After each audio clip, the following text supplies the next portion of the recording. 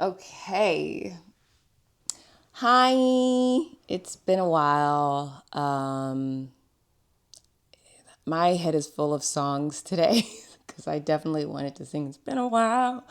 Um, but anyways, a lot has happened since the last time I posted, and I'm just very excited because even though a lot of personal stuff happened in between the time of the last time I put a video up and today, tomorrow is our official book launch. The day is here, September 30th.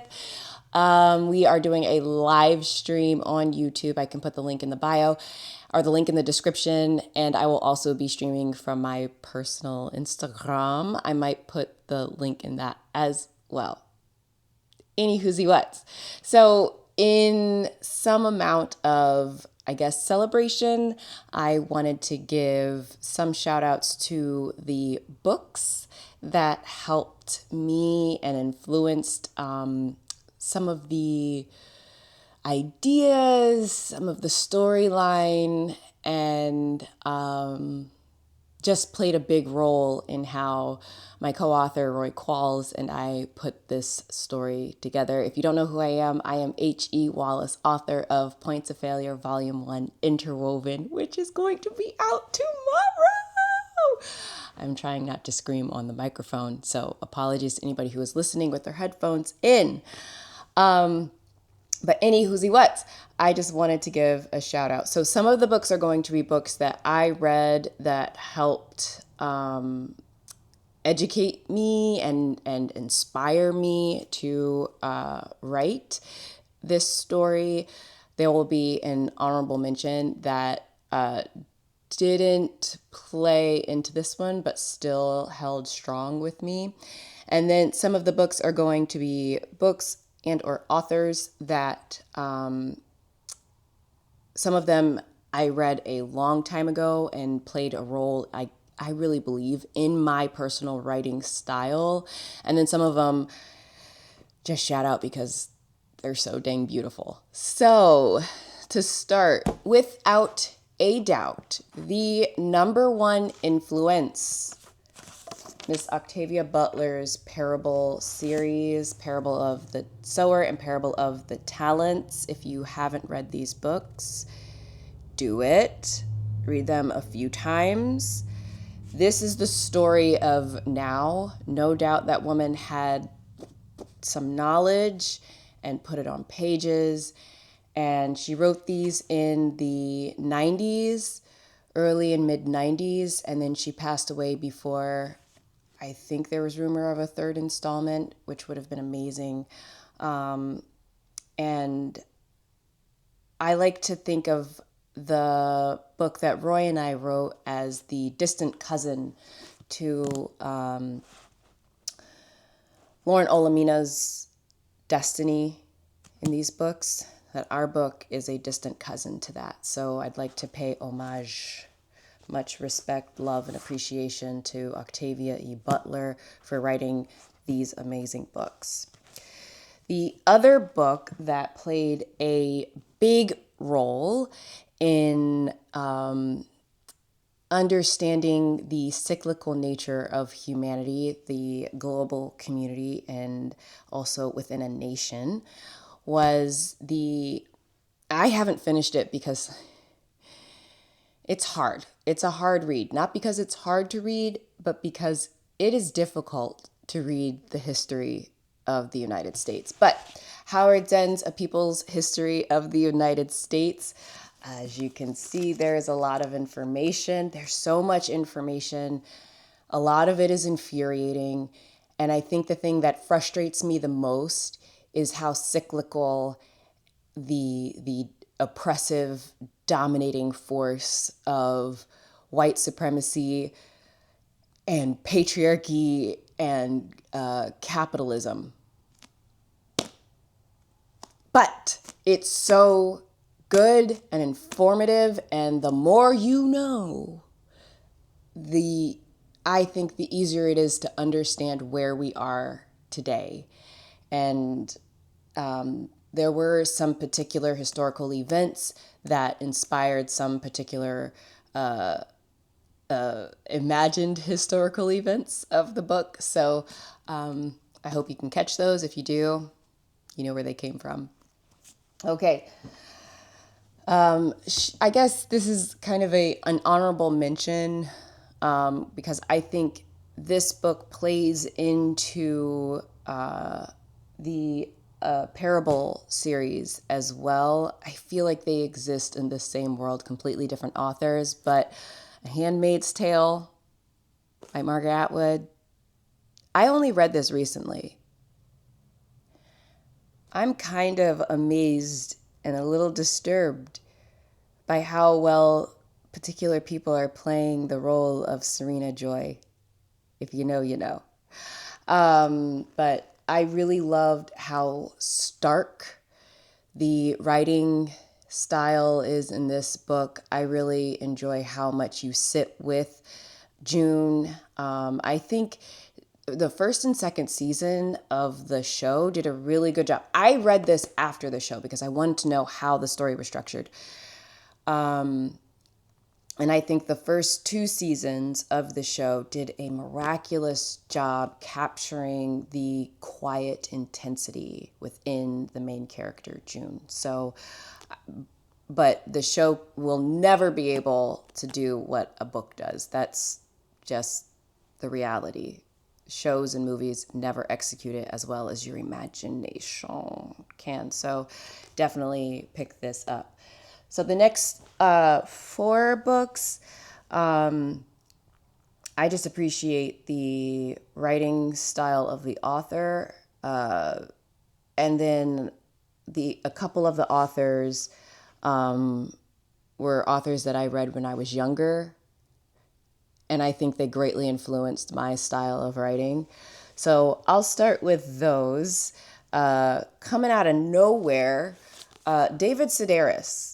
This was one of my favorite books growing up, Me Talk Pretty One Day. I think I was in middle school. I definitely had a few of his books in high school, and then they went missing. Anyways, but David Sedaris, just funny. Poking fun at the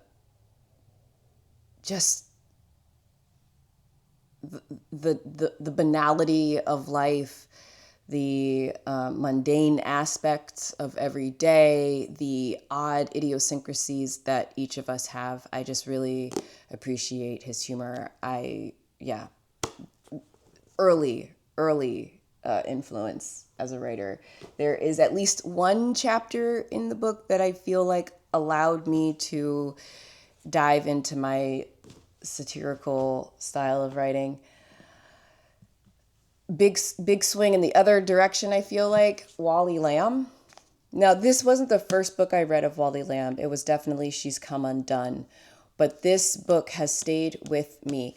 I've never reread it. I've thought about rereading it, but I just remember it took me a long time to read it, not because it is thick, but because it is a heavy book. Wally Lamb does not play. And I think a lot of the early chapters in the book, in our book, allowed me to explore kind of more of the depths of the human spirit. And so I love this book. When I got to high school, I went to a completely different school, and my last name is Wallace. I asked my English teacher to call me Wally because I loved Wally Lamb so much. Yeah, so shout out to Mr. Wally Lamb. This book was recommended to me kind of later in the process of writing our book, and it allowed me to enjoy nature in a different way. And it's The God of Small Things, Arundhati. I apologize if I'm mispronouncing, Arundhati Roy, The God of Small Things. If you want to be transported into the wettest humidiest, thick, luscious setting, this is it. If you want to get lost in family lineage and history and just the inner world of children in just thick chaos, this is it. It's so rich and beautiful and beautifully done and written, and I appreciate it so much more because it's definitely not Western style plot novel writing. You go into just this entanglement of family, and I really appreciated it. It just so good. While my friend Nicole recommended I read the Parable series a few years ago, my friend Glenn recommended I read this, and I could not be more grateful. So there's at least one section that, and I think it's gotten changed. It was altered a little bit, but because of the tone of the section of a chapter was altered. But there was definitely a moment in the book where I really appreciated the description of nature from this book so that I could just dive into what I was imagining for our character in our book. And last but not least, this was a book recommended to me by my writing coach when I was trying to figure out how I was going to tell the story. In the original manuscript, we had multiple perspectives. There were 10 of them, which is way too many. And I was just trying to figure out, all the feedback I got from our early readers was that there's way too many characters. So it's like, okay, how do we reduce the number of characters and keep the story that we want? And how do we tell it in the most compelling way? And my writing coach recommended that I read Barbara Kingsolver's Demon Copperhead. I did it on audiobook because I was trying to do other things at the same time. It's a busy world inside of the head of a writer, and I think I was reading another book at the same time. Anyways, this book, I listened to the first 10 minutes, and I immediately sat down and rewrote the first 5 chapters of our book from 10 characters into 1 character.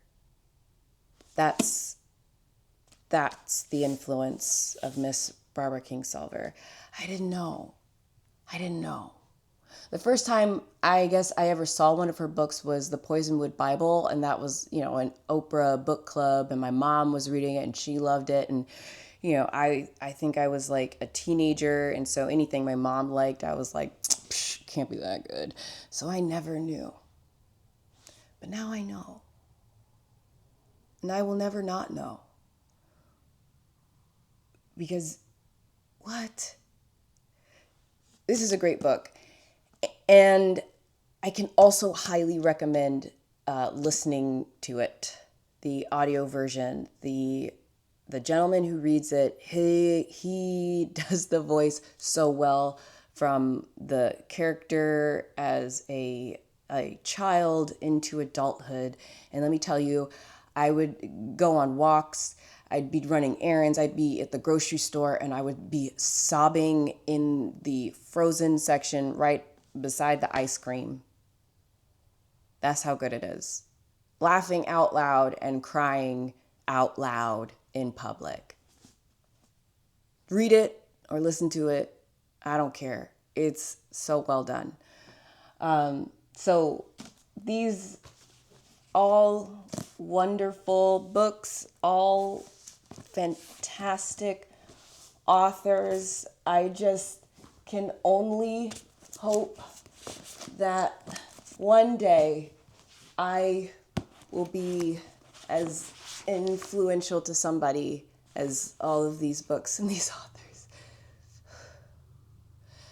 that I will have any influence on someone like all of these books and these authors have had on me. So thank you. You can go to my website to purchase the book. I'll have all that information in the description. Writing and reading, I feel like, will save us. It's a lost art, both the writing and the reading. Don't let them be lost. All right, thanks. Bye.